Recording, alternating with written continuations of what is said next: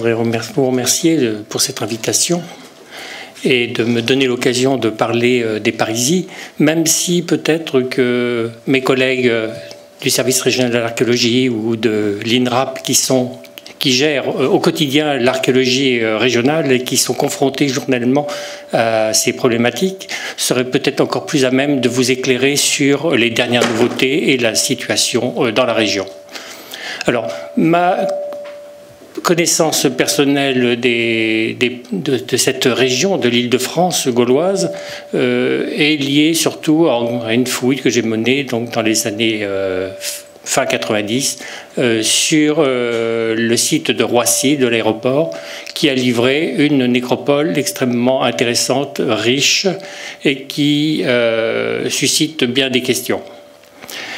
Autrement, comme ça a été dit dans la présentation, mes activités me portent en fait sur des espaces beaucoup plus vastes du fait de ma spécialisation sur l'étude de certains types de matériel, en particulier les productions artistiques ou militaires. Ça m'amène et ça m'a entraîné à élargir mon domaine d'horizon jusqu'en Italie ou en Suisse par exemple.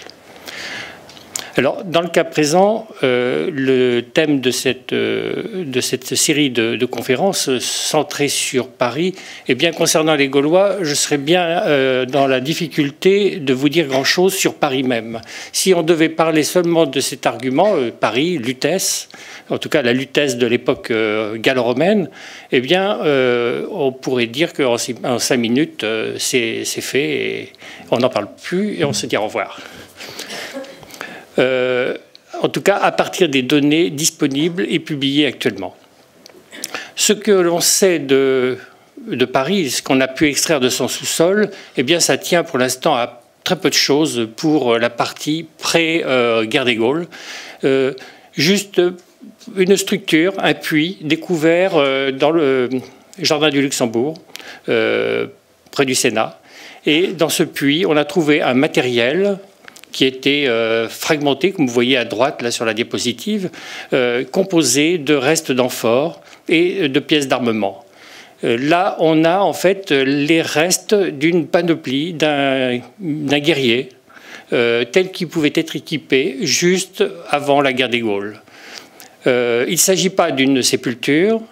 Il ne s'agit pas d'un... Enfin, on ne sait pas trop comment interpréter ce puits. Est-ce que c'est un dépôt de fondation rituel? Donc là, on manque beaucoup d'éléments, dans la mesure où les fouilles sont déjà anciennes et que c'est une réétude de ce dossier qui a permis de retrouver ces éléments et de l'interpréter dans ce sens. Sinon, on dispose de quelques indices, notamment autour de la montagne Sainte-Geneviève, mais ces indices sont déjà tardifs, puisqu'on est déjà après la guerre des Gaules et c'est les débuts de la romanisation.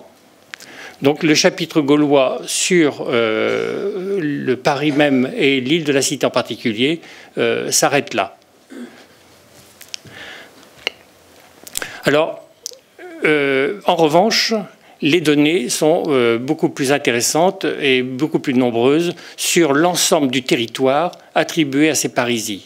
Alors pour mon propos, étant donné que le dossier quand même est assez vaste, malgré les limites circonscrites du territoire des parisis, et qu'il s'est considérablement enrichi de données nouvelles ces dernières années, je vais, disons, circonscrire mon propos, en tout cas le centrer sur la problématique du IIIe siècle, tout en parlant de ce qu'il y a un peu avant et après, parce que là, c'est une phase charnière qui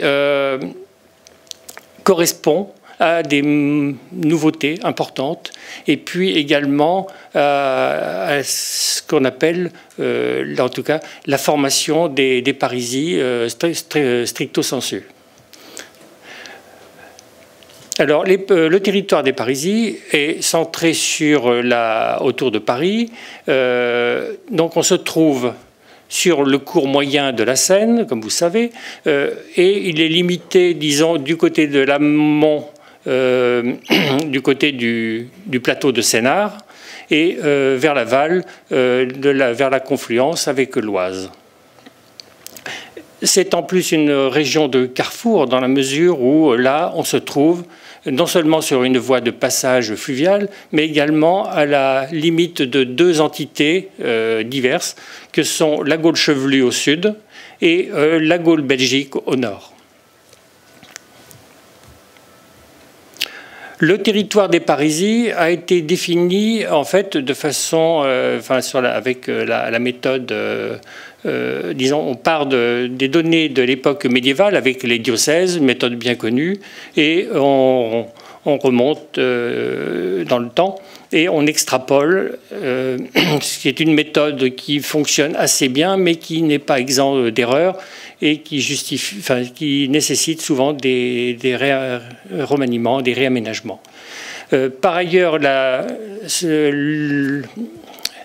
nature de ce territoire peut être également définie pour les phases tardives par la circulation des émissions monétaires, puisque pour ces époques-là, on arrive à définir assez précisément l'appartenance de ces séries monétaires, bien que sans inscription qui montrerait qu'elles sont désignées comme parisis. En revanche, les premières inscriptions sont toujours tardives et postérieures à la guerre des Gaules. Il s'agit de noms de personnages, de chefs, qui ont laissé leur marque et leur empreinte sur ces monnaies.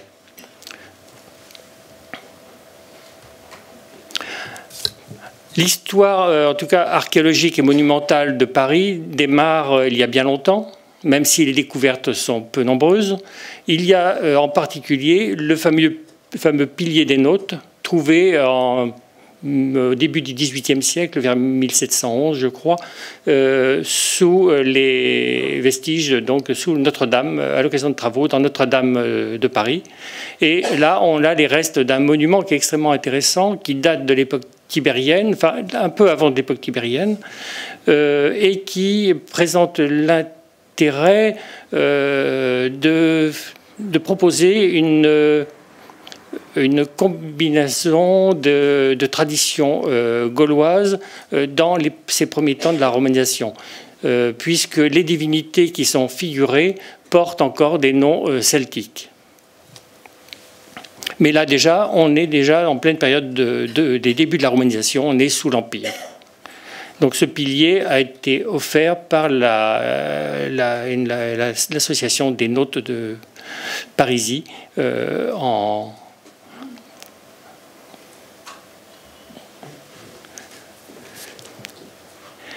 Autre élément fameux de l'archéologie gauloise des Parisis, c'est bien sûr leurs émissions monétaires, ces très belles frappes en or qui sont parmi certainement les plus belles émissions, enfin réalisations de monnaie frappée, et qui sont souvent utilisées elles ont été souvent commentées et souvent utilisées pour illustrer des publications et des catalogues. Malheureusement, comme souvent, ces monnaies sont rarement en contexte. Certaines ont été trouvées sous forme de dépôts, ce qu'on appelle des trésors, mais il est très difficile d'avoir de telles monnaies dans un contexte de fouille qui permettrait d'avoir une datation fine et sûre de ces émissions.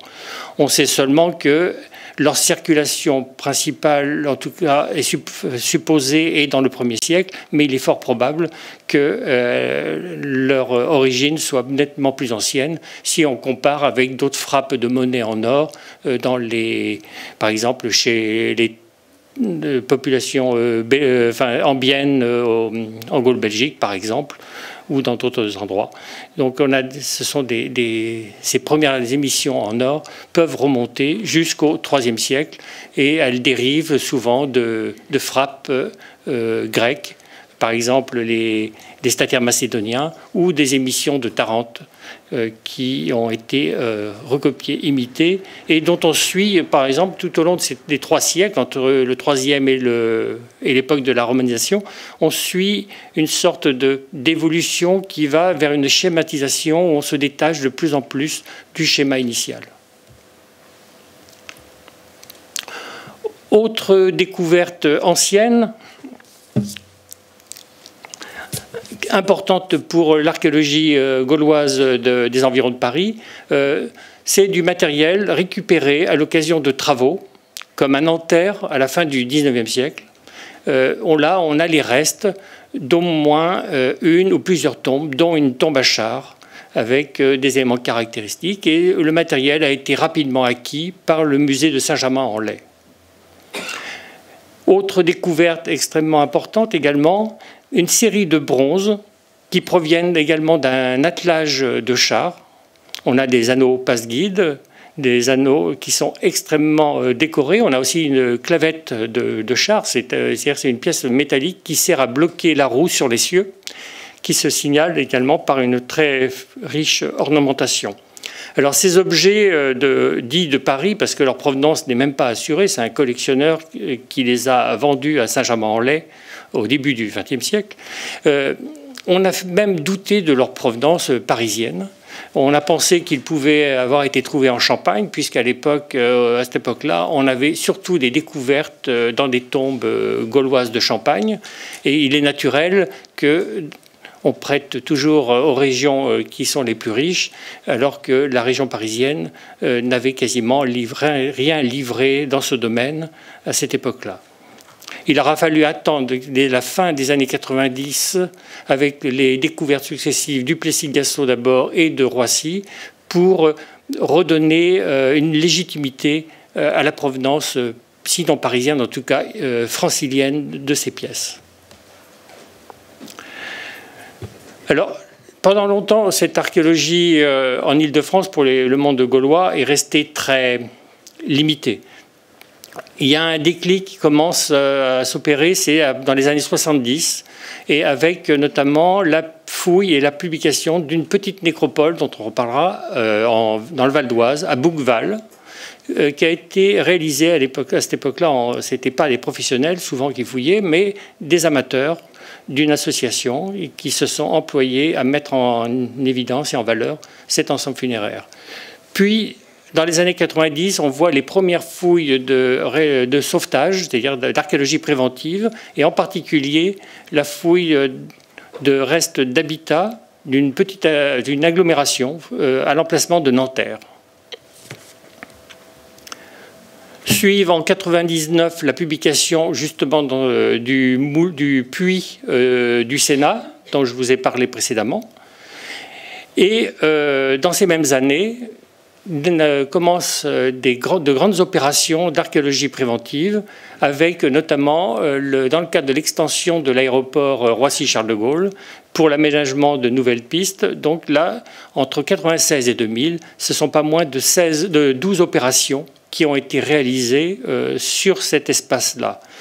Alors au début, les initiateurs de ce projet de fouille, qui avaient une vision assez globale de cet ensemble, enfin de la manière d'aborder ce projet, ils s'étaient pilotés bien sûr par le service régional de l'archéologie, pensaient surtout trouver des vestiges d'époque romaine. D'ailleurs, à cette époque-là, il y avait en place ce qu'on appelle un programme collectif de recherche qui était consacré justement à l'habitat gallo-romain de la plaine de France, donc dans toute cette partie entre le nord de la Seine-Saint-Denis et tout le Val d'Oise. En fait, ce que on a découvert à cette occasion-là, c'est qu'il y avait dans le paysage beaucoup de sites remontant à l'âge du fer, et en particulier au second âge du fer. Les traces ne sont pas toujours spectaculaires, mais ils sont très présents. Et les opérations qui ont été réalisées depuis n'ont fait qu'ont confirmé cela. Alors, ces opérations se passent surtout en périphérie de l'Île-de-France, là où l'expansion urbaine gagne sur les campagnes, ce qui n'est pas très bon signe non plus. Et en revanche, c'est l'occasion pour nous de mieux connaître le patrimoine en passé. Et alors donc parmi les grandes zones d'activité actuelles, avec ces grandes opérations, il y a toute la zone de Sénart, le plateau de Sénart, le plateau de Gif-sur-Yvette, et puis dans le nord, avec les travaux liés à la francilienne. Donc il y a tout un ensemble de programmes qui ont été menés entre la fin des années 90 et aujourd'hui.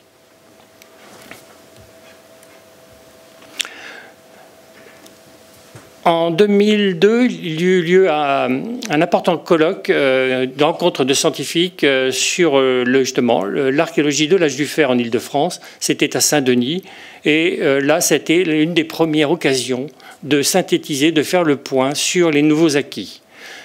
Paraissait également, en même temps, en 2004, un travail universitaire issu d'un doctorat de Stéphane Marion, où il présentait en fait une synthèse de toutes les données disponibles à ce moment-là sur l'archéologie du sous-comptage du fer en Île-de-France. Alors, c'est extrêmement intéressant parce que ce travail arrive à un point charnière qui permet de clore en fait, disons, tous les acquis anciens pour notre connaissance sur ce territoire-là, avant que démarrent véritablement les grandes opérations qui ont depuis fortement renouvelé les données archéologiques et également l'état de nos connaissances. Deux expositions un peu intéressantes et importantes ont marqué ces années-là également. Une exposition qui a lieu à Nanterre et à Bobigny sur les découvertes qui étaient récentes, notamment les fouilles la grande nécropole de Bobigny dont on reparlera, et celle de Nanterre. Donc ça permettait de donner au public un premier aperçu avant même la publication qui est toujours encore à apparaître là, pour ces ensembles funéraires. Et puis récemment, en 2014, une exposition organisée par Arkea à Louvre, en Val d'Oise, où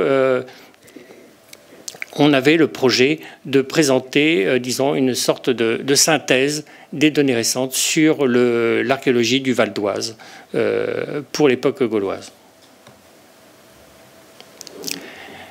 Et puis récemment, la publication de la nécropole du Plessis-Gassot, dont je vous reparlerai tout à l'heure, et tout à fait, là, je viens juste de sortir, un volume important, assez conséquent, sur les dernières acquisitions dans un territoire qui tourne autour de la vallée du Groult et qui renouvelle considérablement notre vision de ce comptage du fer dans la région. Et là sont présentées des données tout à fait récentes. Alors, avant de rentrer dans le vif du sujet et de ce secondage du fer, il faut rappeler que le premier âge du fer dans la région est très très mal connu. On manque cruellement de données encore aujourd'hui. On n'a, pour ainsi dire, pas de données funéraires. Les quelques données funéraires, on va les trouver dans les régions périphériques, du côté de Genainville vers le nord-ouest et du côté de la Bassée, c'est-à-dire de la confluence Seine-Yonne, pour le côté sud-est.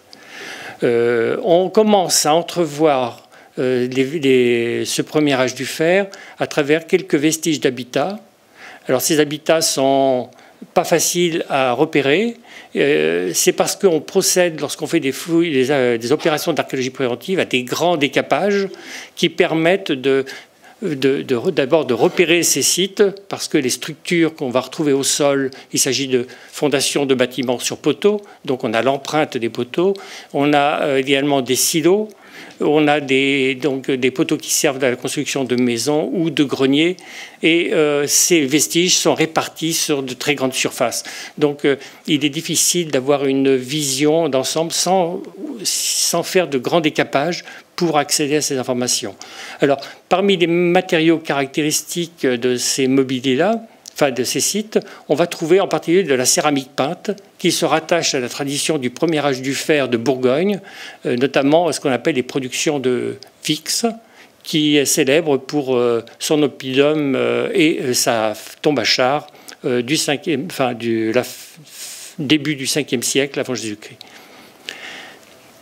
On va trouver sur quelques-uns de ces sites des objets plus particuliers qui sont intéressants parce qu'ils vont permettre aux archéologues d'avoir des éléments de datation plus fins, comme c'est par exemple en bas à droite ces séries de fibules en fer qui sont vues là à travers la radiographie, puisque quand on les retrouve, ce sont des objets fortement corrodés et qui sont difficilement lisibles en l'état, et cela nécessite l'intervention de restaurateurs pour les nettoyer. Donc l'état intermédiaire entre la restauration et l'état de sortie de fouille, c'est la radiographie qui permet déjà de se faire un premier avis sur ces objets. Si on regarde le début du second âge du fer, donc l'époque qui nous intéresse, là aussi les données sont encore extrêmement rares. On va trouver une pièce qui est célèbre, c'est une découverte très ancienne, le disque d'Auvers-sur-Oise qui est conservé au cabinet des médailles. Alors c'est une pièce bien connue, notamment pour les spécialistes de l'art celtique. Elle est souvent figurée dans les ouvrages spécialisés du fait de sa décoration. C'est une plaque en bronze recouverte de feuilles d'or et rehaussée d'émail rouge. La fonction de cet objet n'est pas connue, ni son contexte d'ailleurs. On ne sait pas comment il a été trouvé. On imagine que l'objet était fixé sur un support, puisqu'on a toute une série de rivets tout autour. On a également pour cette période une fibule à plateau discoïde qui provient de Champagne-sur-Oise. Donc les deux sites se trouvent en limite nord-occidentale du domaine Parisis, toujours dans le Val d'Oise, mais quasiment aux confins de la Normandie. Pour une période un peu plus récente, le milieu du IVe siècle, on a une nécropole fouillée dans les années 70 à Épierru, dans le Val d'Oise.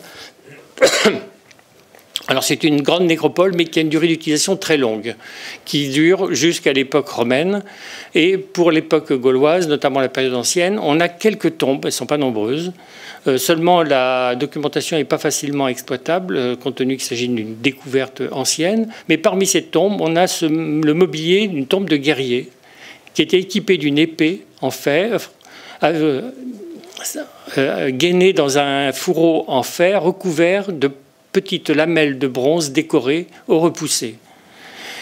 Et puis également, il y avait dans la tombe un fer de lance et une fibule. Une fibule, c'est l'épingle qui sert à attacher les vêtements, qui sont très caractéristiques. Et pour nous, ce sont des dateurs pour bien préciser la chronologie de ces objets. Alors cette pièce est extrêmement intéressante puisqu'avec son décor de motifs estampés, c'est un motif caractéristique de l'art celtique du IVe siècle. C'est ce qu'on appelle des rinceaux de style Waldagesheim, du nom d'une tombe fameuse trouvée en Allemagne, ou on l'appelle une autre dénomination, style végétal continu.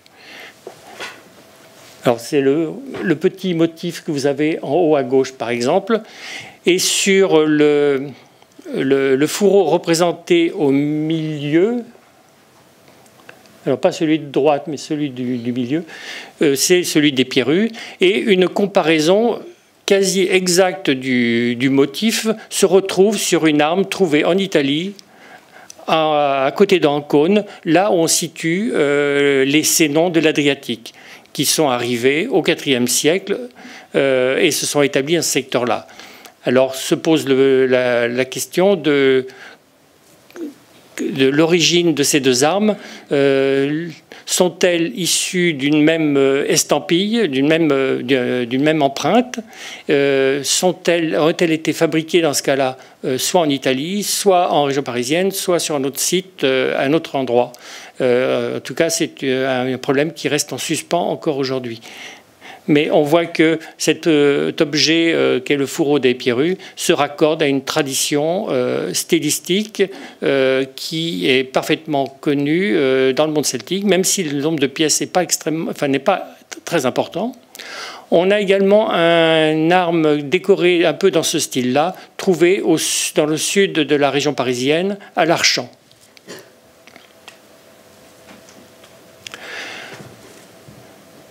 Globalement, les données que l'on a pour le IVe siècle Mis à part ces quelques découvertes dont je viens de parler, qui même certaines sont assez spectaculaires, l'état des trouvailles pour le IVe siècle reste relativement limité.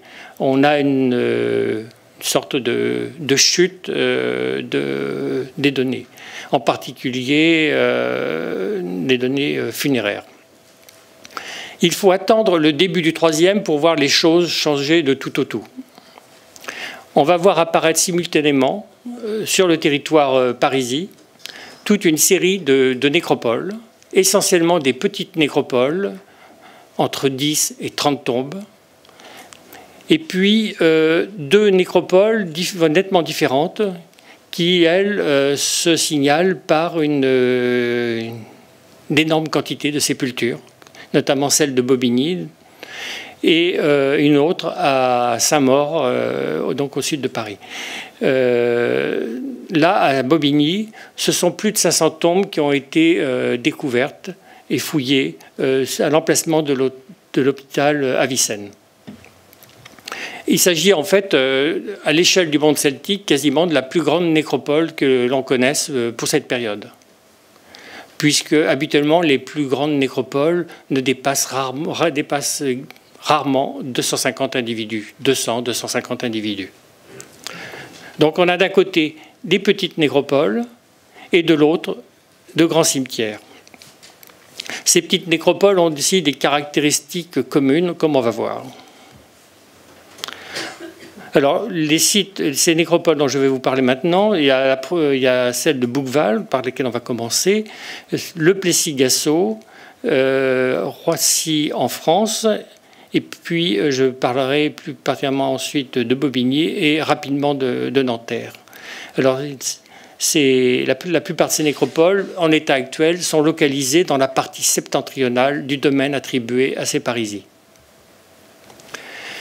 La nécropole de Bouqueval, c'est l'une des premières de ces petites nécropoles découvertes dans les années 70, dont je vous ai parlé très rapidement précédemment, et qui a été fouillée par des amateurs. La difficulté pour ce genre de site, et c'est le cas pour la plupart de ces nécropoles trouvées dans la plaine de France, c'est l'acidité du sous-sol, ce qui fait que les restes osseux conservés sont réduits à pas grand-chose, voire même ont quasiment complètement disparu dans la plupart des cas. À Roissy, on n'a retrouvé que l'émail de quelques dents, que ce soit des dents humaines ou de dents d'offrandes animales qui pouvaient être déposées également dans la tombe. Donc c'est bien peu de choses.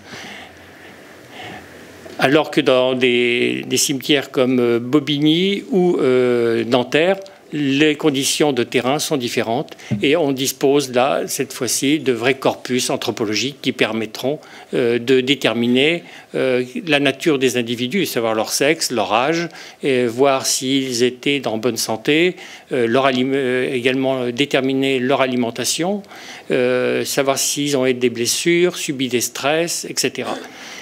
Dans le cas de ces nécropoles sans os, il est bien difficile donc de se prononcer sur ces individus. On n'a que le mobilier archéologique qui les accompagne pour les identifier. Il s'agit très majoritairement d'inhumation. Il y a quelques incinérations, mais ça reste très limité. Alors ici à Bouqueval, on a je crois 14 tombes, dont 2 tombes à chars. Alors ces tombes à chars, ça va être une des caractéristiques de ces nécropoles de la plaine de France. On a également 2 tombes de guerriers.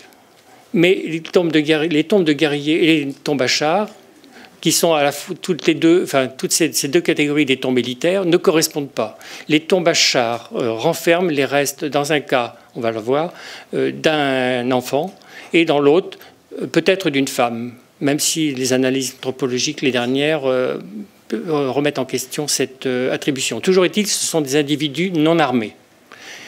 Les guerriers, en revanche, reposent dans des tombes simples et sont équipés, on le verra également, de leur équipement traditionnel, épée, lance, principalement. Alors ici, vous avez quelques restes de vestiges de ces sépultures, et puis du mobilier trouvé qui l'accompagne, On reconnaît sur le cliché à gauche en haut une clavette qui sert à bloquer la roue du char et quelques éléments décoratifs ainsi qu'une fibule, donc cette épingle qui sert à fermer le vêtement, qui permet aussi de cerner mieux la datation. En dessous, une parure composée d'une fibule et d'une paire d'anneaux, de brassards en bronze et en lignite. La lignite est une roche fossile, comme le jet, comme la sapropélite, qui a été utilisée pour fabriquer ce genre de parure. Voilà l'une des tombes à chars, celle associée à un enfant. Donc malgré le peu d'os qui restait dans cette nécropole, il a été possible de proposer une attribution, en tout cas pour l'âge du défunt. Là, le défunt est inhumé sur son char, donc c'est une restitution d'après les objets trouvés en place. On suppose que la caisse était démontée et que les roues avaient été placées à l'avant, puisque c'est là qu'on a retrouvé les éléments de roue, notamment les clavettes qui bloquent les roues sur l'essieu. Et puis également des éléments de joue trouvés dans ce secteur-là. Vous avez une clavette correspondant à celle de cette tombe en bas à gauche sur la diapositive. Et puis dans une tombe, un vase très particulier, c'est un vase à décor plastique, donc un décor en relief qui a été réalisé certainement par moulage sur une forme. Alors c'est un type de vase qui trouve difficilement des comparaisons, même si on en a quelques-unes assez dispersées, mais qui ne sont pas aussi élaborés que cet exemplaire-là. Voilà par exemple le bracelet que je vous ai montré précédemment. Et depuis, on a trouvé quelque chose d'assez équivalent dans une nécropole du sud de la région parisienne, à Milly-la-Forêt. Donc ce sont ces parures avec ces granulations et ces filigranes qui sont assez caractéristiques et sur lesquelles on reviendra plus tard. Donc à gauche, là, vous avez une tombe de guerrier de cette nécropole de Bouqueval, avec l'épée, le fourreau, la lance, les anneaux qui sont liés au ceinturon. Également, une petite baguette courbe, en fait, c'est la bordure d'un bouclier. Une bordure métallique de renfort sur le pourtour du bouclier. Alors, c'est en ça que consistent la plupart du temps les équipements militaires pour cette période du fin 4e siècle, tout début 3e. Là, on a une des tombes certainement les plus anciennes de ce secteur nord de Paris. Et puis, c'est un individu qui était doté d'un torque en bronze, qui pouvait s'ouvrir. Et habituellement, les guerriers ne portent pas de torque. En tout cas, dans les tombes, on les enterre jamais avec les torques, même si on les décrit parfois au combat, équipés de tels objets, et notamment de torques en or. Chose qu'on retrouve quasiment jamais dans les tombes, sauf dans un cas, une tombe extrêmement riche, fouillée il y a quelques années en Allemagne, au Glauberg, où là, on avait un individu paré d'un torque en or, mais ça demeure l'exception. Alors, la présence de torque s'explique probablement par le fait que c'est un individu relativement jeune et qu'on a un équivalent dans le sud de l'Île-de-France, du côté de la confluence Seine-Yonne, à Barbet, où on a trouvé une tombe d'un enfant d'une 10-12 ans qui porte un équipement militaire complet, sauf que l'épée est un peu plus courte que ce qu'on a d'habitude, c'est l'illustration du milieu, et il était également pourvu d'un torque, et cette fois-ci le torque ne s'ouvre pas, et il était passé au cou et ne pouvait se défaire comme ça. Pour l'enlever, il fallait le scier. En fait, en mesurant, on s'est aperçu que pour que le torque lui soit mis au cou, il a dû l'endosser avant l'âge de 3 mois. Et l'a porté toute sa vie. Et il est probable qu'on lui aurait enlevé au moment où il serait passé dans l'âge adulte, en tout cas qu'il aurait changé de statut. Mais cet exemple-là est intéressant, ça montre que déjà les enfants sont prédestinés par leur lieu de naissance et héritent donc de cette fonction militaire dont sont porteurs déjà ses parents. À droite, vous avez un autre exemple de panoplie, toujours de cette période-là, du début du second quart du IIIe siècle, donc de cette époque où apparaissent tous ces cimetières. C'est une tombe fouillée, découverte à Rungis. Et là, on a un équipement avec un fourreau décoré, qui est entièrement en fer, décoré de bossettes repoussées et de fines incisions gravées qui représentent ce qu'on a un motif symbolique nous on décrit comme des lyres zoomorphes, c'est-à-dire que ce sont des sortes d'animaux fantastiques en forme de S qui sont représentés opposés et qui forment une sorte de blason héraldique que l'on retrouve à cette époque-là sur de très nombreuses armes dans l'ensemble du monde celtique.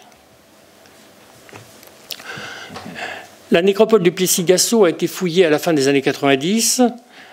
Elle est dotée, je crois, de 16 ou 17 tombes, donc elle n'est pas beaucoup plus importante. Là, on a une seule tombe à chars et 2 tombes de guerriers. Si tout à l'heure les tombes à chars étaient liés à des personnages qui n'étaient pas d'ordre militaire, ici le char est associé à un guerrier. Mais la tombe la plus importante, en tout cas la plus originale de cet ensemble, c'est une inhumation apparemment simple d'un guerrier qui porte un équipement complet avec épée, lance, bouclier. Là, le bouclier a été circonscrit entièrement par un orle de métal. Et puis, il était décoré de gros cabochons en bronze, coulés en bronze, décorés de motifs plastiques, donc en léger relief, et qui constituent l'originalité de cette parure d'armes. Le fourreau d'épée était également décoré. Et puis, posé sur le bouclier, se trouvaient 2 vases sur lesquels on va revenir. Alors voici l'épée en question, qui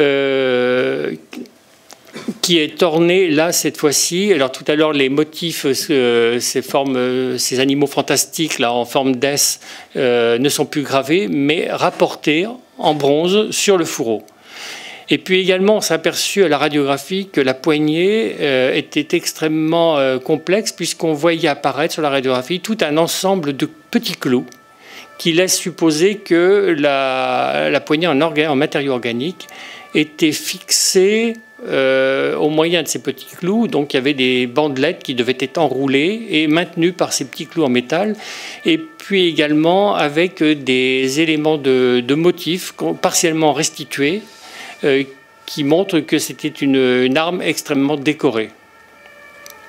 Seulement, les techniques de restauration ne permettant pas de traiter correctement l'objet, il a été laissé en l'état en l'attente de trouver mieux dans des jours à venir. Alors, le défunt était accompagné, portait avec lui une trousse de toilette comprenant des forces, donc des ciseaux, et puis un rasoir. Alors, ces paires de forces et rasoirs vont commencer aussi à se diffuser à cette époque-là. Alors pas seulement en Île-de-France, hein, c'est beaucoup plus général. Là, les détails de ces cabochons en bronze qui ornaient le bouclier, avec des motifs ternaires. Et puis, alors, ces vases trouvés sur le bouclier, donc, qui étaient posés lui-même sur le défunt, eh bien, il s'agit de céramique à vernis noir de production étrusque, qui sont très bien connus dans le contexte de l'Italie centrale. On les attribue à des ateliers de la région de Volterra. Et donc ces objets-là sont tout à fait anodins puisque exceptionnels. On a un vase de ce type-là trouvé en Suisse, dans le Valais, près du lac Léman, et donc ça reste de l'exception. Alors c'est le problème, se pose derrière ça le problème de l'arrivée de ces objets en Île-de-France. Alors l'association de ces 2 vases, un avec anse et l'autre sans anse, Celle avec anse, on l'appelle ça dans le jargon spécialisé kilix, c'est la coupe à boire caractéristique. L'association de ces deux vases se retrouve à l'identique dans les tombes gauloises de la région de Bologne, là où on situe les Boïens. Dans les nécropoles, par exemple, ici, de Montebibele et Monterenzo Vecchia, on a trouvé de façon récurrente dans toutes les tombes masculines, avec le matériel du cérémonial du banquet, l'association de ces vases, que sont la coupe à 2 anses et les coupes simples. Donc ici, au Plessis-Gassot, c'est réduit à sa plus simple expression, mais le choix de ces 2 pièces n'est certainement pas lié au hasard, et on peut se demander là s'il n'y a pas un indice quant à la provenance de l'individu. En tout cas, il est difficile d'envisager une relation commerciale pour transporter ce genre de matériel. La tombe à char, on retrouve toujours ces mêmes armes, lance, l'épée décorée là, de résille en fer et non plus en bronze, et puis le char avec ces éléments de harnachement, les 2 morts, des décorations de harnais et d'autres pièces encore, et puis également, surtout, pour le char, des petits anneaux que vous voyez à côté du fer de lance, qu'on appelle des anneaux passe-guides, qui étaient disposés sur le joug et qui servaient à passer les rênes pour guider les chevaux de l'attelage. Donc des attelages toujours à 2 chevaux sur ces véhicules. La nécropole de Gonesse, c'est une fouille tout à fait récente, dont on a très peu de données actuellement, mais on a trouvé 6 tombes, et sur les 6 tombes, il y avait 3 guerriers équipés donc, de cette épée caractéristique des Celtes de cette période-là. Donc voici une restitution. Mais là, pas de tombe à char. Enfin, Roissy en France, qui est un des sites donc fouillés dans le cadre de l'opération aéroport de Paris-Charles de Gaulle. Donc vous voyez sur la photo à gauche, en arrière-plan, le décollage du Concorde avant qu'il disparaisse des cieux. Là, c'est une toute petite nécropole, une dizaine de tombes, et là, on est sûr qu'on n'a pas raté de tombe. On a fouillé autour 2 hectares. Et on a trouvé qu'une forêt de chablis qui sont difficilement datables, mais qui montrent que c'était boisé à différentes périodes. En revanche, à 80 mètres de la nécropole, on a les restes d'un habitat délimité par un grand fossé et qu'on n'a pas pu fouiller parce qu'il était dans une zone qui, disons, n'était pas menacée par les travaux d'extension de l'aéroport, était simplement recouverte. Donc on ne peut pas faire de lien entre la nécropole et l'habitat. Alors parmi ces tombes, on a 2 tombes à char. Une qui était liée à un guerrier. C'est un char, disons, caractéristique, classique, avec des bandages de roues en métal, en fer, des clavettes qui servent à bloquer les roues, qui sont tombées dans la niche dans laquelle a été placées les roues, puisque là, les chars sont posés entiers, ils ne sont pas démontés. Et c'est seulement le poids des terres qui a conduit à, une fois que la chambre funéraire était détruite, simplement de l'effet du temps, des intempéries, des écoulements d'eau, il y a eu un affaissement et l'écrasement des roues, ce qui fait qu'on a les bandages qui sont quasiment pliés et enfoncés dans le fond de la fosse. La deuxième tombe à char, c'est celle qui se caractérisait par ces bronzes décorés. Là, c'est un individu dont le sexe n'est pas déterminé puisqu'on n'a pas d'ossement, mais en tout cas, ce n'est pas un guerrier. C'est un individu qui a une parure avec un bracelet et surtout il porte au cou, on va le voir. Alors oui, vous voyez sur la diapositive en haut à droite des éléments qui montrent comment étaient construites ces chambres funéraires. Donc il s'agit de planches qui étaient enfoncées verticalement, qui servaient à maintenir une série de planches horizontales qui étaient placées en arrière, donc entre le creusement et les planches verticales.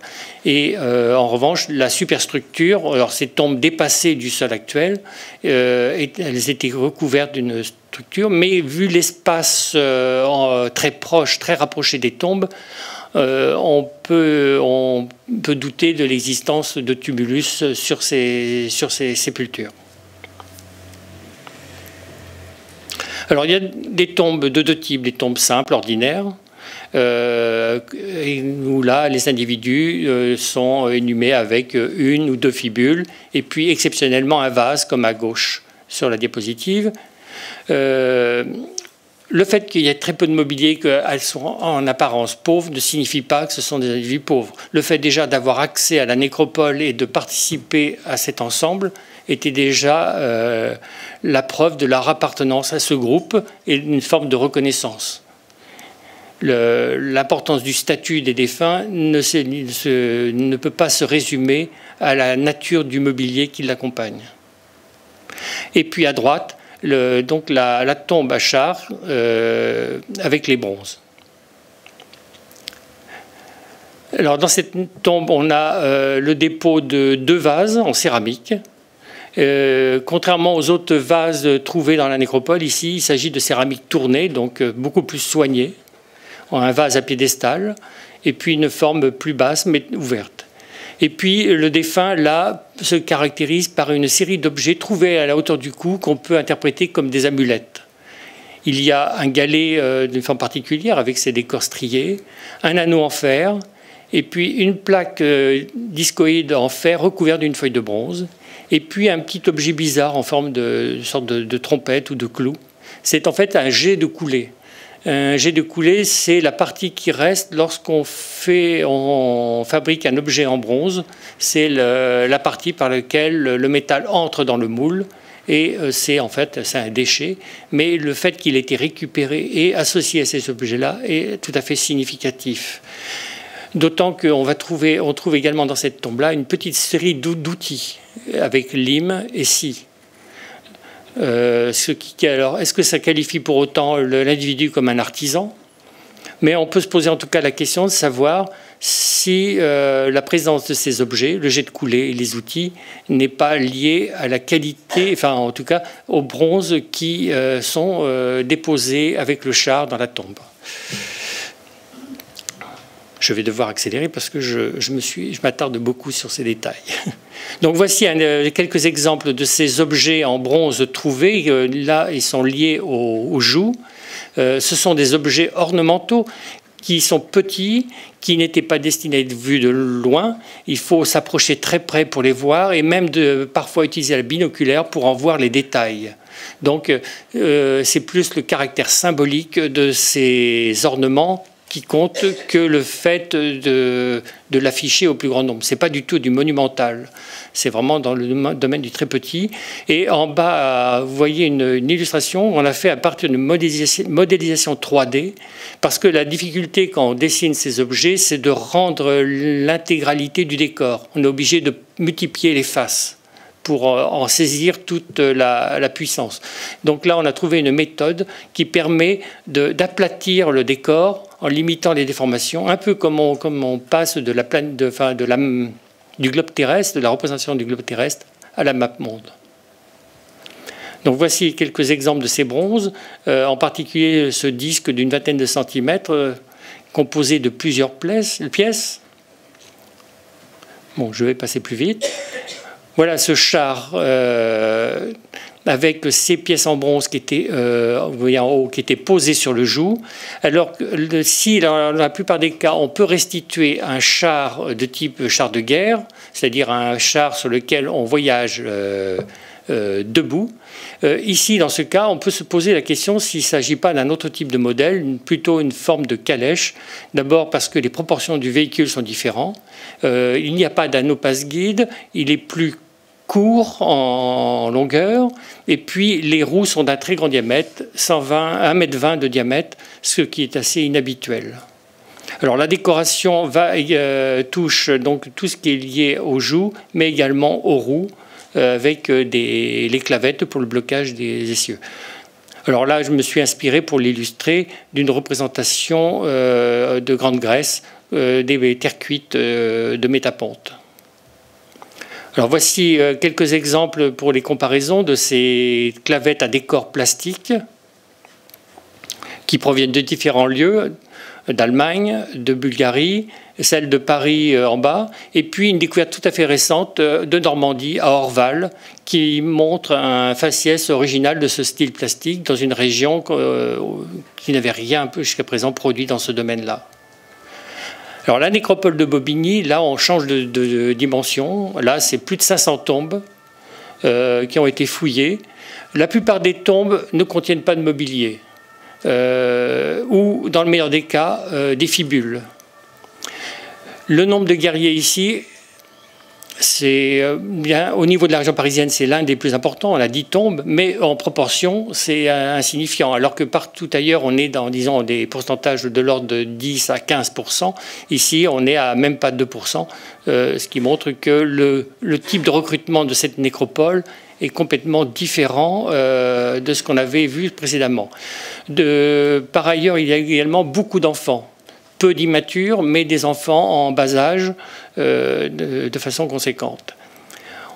On va trouver, oui, il y a également un habitat important qui a été fouillé toujours dans la même zone, puisque d'ailleurs l'habitat recouvre une partie de cette nécropole. Mais l'habitat se développe essentiellement après l'utilisation de cette nécropole qui ne dépasse pas la fin du IIIe siècle. Donc nécropole qui couvre grosso modo tout le IIIe siècle et l'habitat qui va démarrer essentiellement après la fin de l'utilisation de la nécropole. Et ça, ce décalage entre l'utilisation funéraire et les utilisations domestiques est assez récurrent et ça c'est un problème, c'est qu'on n'arrive pas à bien connaître les lieux de vie de ces gens enterrés. Alors voici, pour vous donner une idée rapide de l'évolution des panoplies guerrières trouvées dans ces nécropoles sur les sites de Nanterre et de Bobigny. Là, si on va depuis la droite jusqu'à de la gauche à la droite, on démarre à la fin du IVe siècle et on finit avec la dernière vers la fin du IIIe siècle. On a presque illustré là 4 générations. Alors à Bobigny, il y a quelques ensembles un peu particuliers. Une tombe qui est interprétée comme celle du musicien, puisqu'on a des objets un peu particuliers, notamment une lance sonnante que vous voyez sur la diapositive du bas, et puis une autre avec un torque en fer et des petits objets, des amulettes. Autre caractéristique un peu singulière de cette nécropole, la présence d'une tombe d'un grand fer de javelot, entièrement en fer, qu'on appelle soliferum. Et ça, c'est complètement inédit dans nos régions. Ce sont des armes bien connues, en revanche, dans le domaine ibérique. Et au mieux, on va les trouver jusqu'en Languedoc. Donc là, il y a, comme pour les vases à vernis noir précédemment, il y a quelque chose qui se passe. Et ces objets peuvent être l'indice d'une mobilité individuelle. À Nanterre, on avait mis au jour, dans les fouilles du XIXe siècle, des éléments en fer qui sont liés au système de fonctionnement du char. C'est des éléments en forme de fourche avec des barres torsadées. Et on trouve des choses analogues en Europe centrale. Et puis également à Roissy, où on avait une pièce qui était dans cette même position et qui, bien qu'un peu différente, a certainement une fonction assez similaire. Et puis récemment, en Bulgarie, une fouille importante d'une nécropole, notamment avec une grande tombe, où on a trouvé un char avec des chevaux. Les chevaux sont dans la tombe, en position, disons, normale. Et c'est-à-dire qu'ils sont enterrés debout dans la fosse, et avec leur harnachement. Et puis, on voit donc une reconstitution de leur position du tout là, sur la diapositive en bas à gauche. Et en arrière-plan, vous voyez, c'est une radiographie. Et sur cette radiographie, il y a une pièce métallique qui apparaît en grisé, qui est tout à fait équivalente à ces pièces de char qu'on trouve à Nanterre. Donc à quelques milliers de kilomètres, on va trouver des éléments tout à fait similaires. Comme pour le cas du fourreau d'épée décoré des Pierrues et celui de Ancône en Italie. Donc la liaison, malgré les distances, est difficile à comprendre exactement. Mais toujours est-il qu'on voit des phénomènes très similaires à de très très grandes distances. Ça, c'est une des caractéristiques du domaine celtique. Alors, quelques exemples de ces objets en bronze très décorés. Alors, qui appartiennent à ce qu'on appelle le style plastique, qui caractérise la première moitié du IIIe siècle, essentiellement avant Jésus-Christ. Et une des caractéristiques de ces objets plastiques, c'est les représentations de figures, disons, animales, anthropomorphes ou mixtes. C'est jamais dans le réalisme. Alors que ce qu'on va trouver dans les zones d'Europe centrale, à mon avis, c'est plus tourné sur des représentations, disons, géométriques ou curvilignes, mais pas ces figurations comme on a ici. Et puis des choses un peu équivalentes, mais cette fois réalisées sur des surfaces plates comme les armes, les fourreaux d'épée ou des fibules, où on va retrouver dans le foisonnement du décor cet esprit plastique des décorations de nos bronzes. Alors voici pour Roissy, il y a une pièce un peu particulière, cette applique qui se signale. Alors c'est en fait, la partie supérieure est dans un médaillon. En fait, on a la partie haute d'un motif en S, comme ces animaux fantastiques dont je vous ai parlé tout à l'heure. Mais là, si on y regarde de près, on s'aperçoit qu'au centre de l'image, on a une figuration humaine, stylisée, vue de profil. Alors, dans les représentations de l'art celtique, les vues de profil sont tout à fait exceptionnelles. On en connaît après dans le domaine de l'art des situles, mais qui n'est pas à proprement parler celtique. Là, j'ai donné l'exemple à droite d'une épée trouvée dans le nord de l'Italie, qui est une zone, disons, partiellement celtisée dans les Alpes. Et puis autrement, pour ces représentations de profil, il va falloir attendre les figurations sur monnaie où ce type d'image va se répandre à partir du IIIe siècle dans le domaine celtique, sous l'influence des monnayages méditerranéens. Bon, ça c'est un tableau, c'était juste pour vous résumer, enfin dire qu'il y a un phénomène qui a été constaté, c'est que dans cette partie correspondant à la première moitié du IIIe siècle, on trouve beaucoup de tombes à armes, alors qu'on n'en avait pas ou très peu précédemment, et après ce chiffre va fortement décliner. Autre manifestation de cette période-là, ce sont les sanctuaires, en tout cas les lieux de culte qui commencent à apparaître. Alors pour l'instant, dans le domaine parisis stricto sensu, on n'a pas énormément, mais on en voit en tout cas dans les régions périphériques. Il y a le fameux sanctuaire de Gournay-sur-Aronde dans l'Oise, mais aussi le petit sanctuaire de Bennecourt du côté aval. Le sanctuaire de la Villeneuve-au-Châtelot dans l'Aube, et plus près de nous, il y a le sanctuaire de Meaux, qui est un important sanctuaire romain, mais également avec des vestiges de pratiques, disons, religieuses pour l'époque gauloise. Et puis, tout à fait, là, ces dernières années, a démarré la fouille d'un nouveau sanctuaire à Ablis, qui, pour l'instant, demande à être connu. Autrement, on a des traces d'activités rituelles dans des sites d'habitat, comme à Nanterre, à Bobigny, et puis à Roissy-Château, sur une fouille, on a trouvé un ensemble de vestiges avec des fragments d'armes défonctionnalisés. C'était tout ça dans un silo de l'habitat, avec également une calotte crânienne qui avait été aménagée en vase. Alors, ces sanctuaires se caractérise par des dépôts d'armes importants.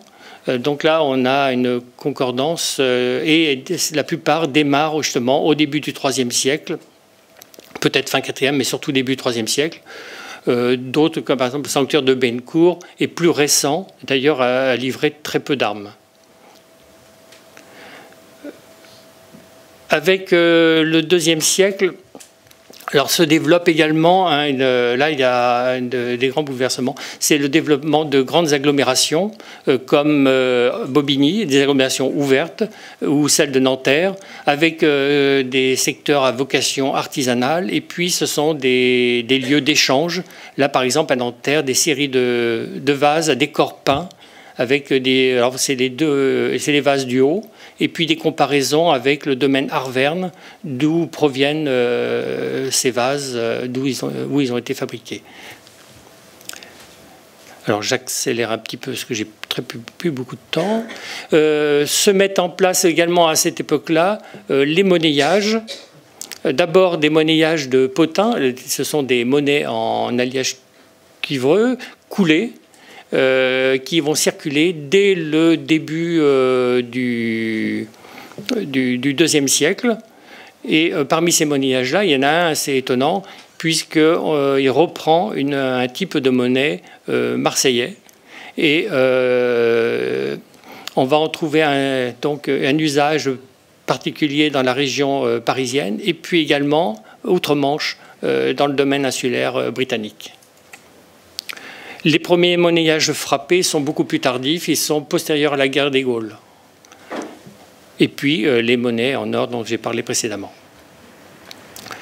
Pour l'habitat, alors il y a un grand changement qui s'opère entre ce qu'il y avait avant ce IIIe siècle, notamment pour le 5e et le peu de choses qu'on connaît du 4e siècle. Ce sont des habitats ouverts avec des structures très dispersées et avec des fonctions donc, de stockage, notamment des silos ou des greniers.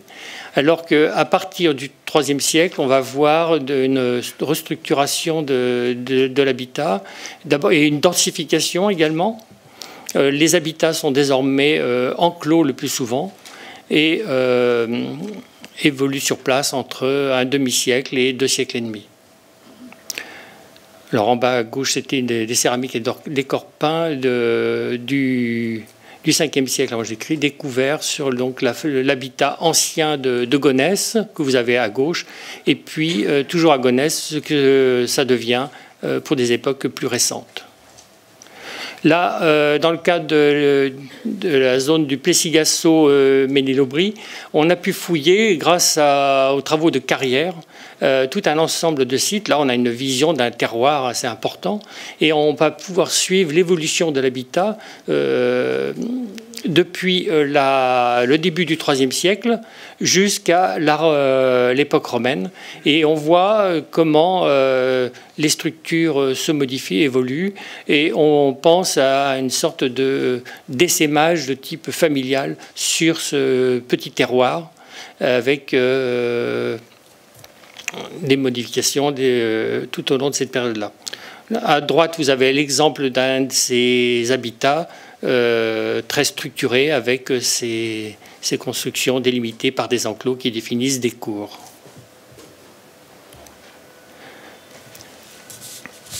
Alors, je voudrais conclure en revenant sur les interprétations de ce passage qui est le IIIe siècle et l'importance qu'il a pour les parisis. Et de voir comment, en termes d'ethnogénèse, ça se passe. Suivant les chercheurs, en fait, il y a 2 grandes familles de pensée qui s'opposent sur le sujet. Il y a une famille de pensée qui est héritée de Paul-Marie Duval et surtout de Venceslas Kruta, repris récemment par Nathalie Ginoux, qui a publié justement et fouillé et publié cette nécropole de Plessis-Gassot, qui pense que les transformations opérées et qui sont responsables donc de la formation de cette entité des parisis est due à des stimuli externes et à une colonisation en quelque sorte. Ils se fondent sur l'analyse en particulier du répertoire iconographique, sur les armes, ces bronzes dont vous avez vu un certain nombre d'exemples, qui situent leur origine, en tout cas, de ces modes ornementales et techniques, dans des régions beaucoup plus lointaines d'Europe centrale, en particulier la partie ouest de la cuvette des Carpates, donc Bohême, Moravie.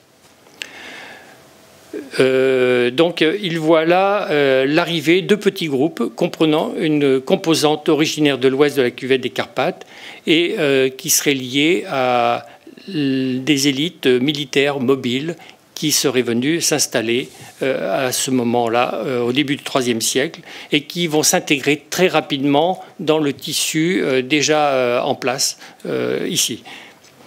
L'autre mode d'envisager les choses, c'est plus lié sur dans une perspective évolutionniste et de transformation du peuplement initial. Là, on insiste davantage sur des phénomènes de continuité. Même si, par exemple, un site est abandonné à un moment donné, on envisage, on parle de réoccupation, de reprise. Par exemple, c'est le cas de certains cimetières qui ont été abandonnés un certain temps et sont de nouveau réoccupés. Alors, on se fonde à chaque fois sur les mêmes faits pour analyser ces données. Par exemple, les petits cimetières élitaires dont je vous ai parlé, ou les vastes nécropoles, que tous ces cimetières ont été fondés au même moment, au début du IIIe siècle. On insiste également sur la forte empreinte guerrière de ces sociétés du IIIe siècle, en tout cas du début du IIIe siècle, et on insiste également sur le caractère fastueux, voire de certains de ces mobiliers, à travers la présence d'objets comme le char. On peut supposer que les funérailles elles-mêmes étaient fastueuses et que ces entités, en tout cas enterrées dans ces cimetières, sont circonscrites toutefois à des territoires relativement restreints, car le maillage de ces nécropoles, dans le secteur le mieux connu, dans la plaine de France, fait qu'ils sont très proches les uns des autres. Ils sont à environ une dizaine de kilomètres les uns des autres. Donc on a mis en relation l'émergence de ce phénomène avec une période d'instabilité qui se traduit par un élargissement de la base de recrutement militaire et avec des modifications sociales. Il y a une compétition aristocratique qui se traduit par la démonstration de ce statut militaire. Alors cette mode était assez éphémère, puisque rapidement, à partir de la deuxième moitié du IIIe siècle, cette dimension guerrière dans les tombes perd de sa puissance, décroît. En tout cas, elle est beaucoup moins visible. Ça ne veut pas dire que les funérailles sont moins ostentatoires, mais en tout cas, il n'y a plus la nécessité de le faire apparaître à travers les dépôts funéraires. C'est de cette même époque qu'on date l'apparition de ces grands sanctuaires avec dépôt d'armes. Donc, ce sont soit des butins, soit des offrandes. Là, on a un autre phénomène, c'est la collectivisation des pratiques guerrières. Les guerriers se mettent au service de la communauté, ce qui va certainement de pair avec des modifications dans l'organisation sociale.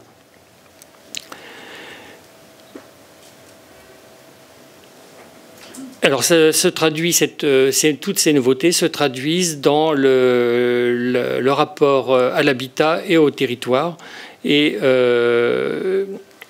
c'est ce qu'on a vu précédemment.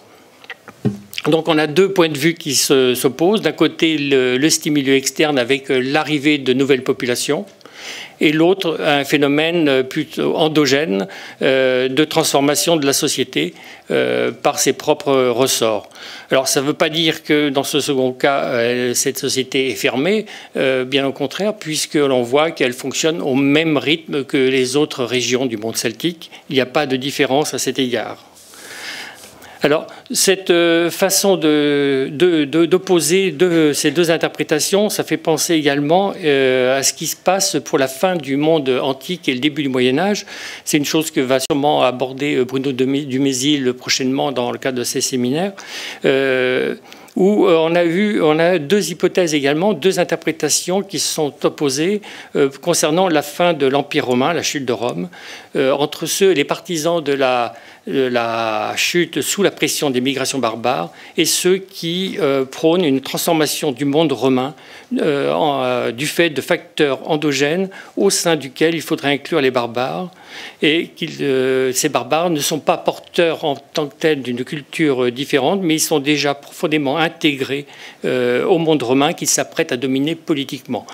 Donc, et cette dernière interprétation est actuellement celle qui, depuis une trentaine d'années, tente à être privilégiée.